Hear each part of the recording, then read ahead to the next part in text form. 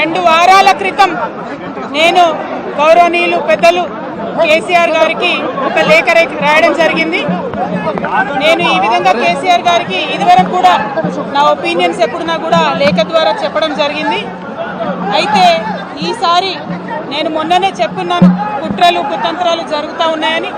నేను చెప్పిన కొద్ది రోజుల్లోనే మరి నేను అంతర్గతంగా కేసీఆర్ గారికి రాసినటువంటి ఉత్తరం బహిర్గతం కావడం అన్నది, ఇది మరి ఏం జరుగుతుందో అన్నది పార్టీలో ఉన్నటువంటి మనందరం, తెలంగాణ ప్రజలందరూ కూడా ఆలోచించుకోవాల్సినటువంటి విషయం. నేను వేరే ఏం విషయాలు చెప్పలేదు.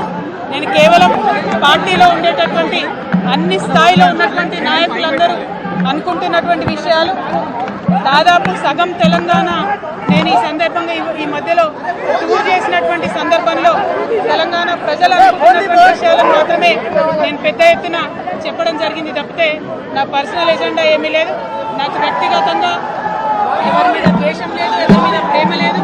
కానీ నేను రాసినటువంటి లేఖ చాలా అంతర్గతంగా పార్టీలో మా నాయకుడికి రాసినటువంటిది. అటువంటిది బహిర్గతమైందంటే మరి దాని వెనుక ఉన్నది ఎవరన్నటువంటిది ఆలోచించుకోవాల్సినటువంటి సందర్భం.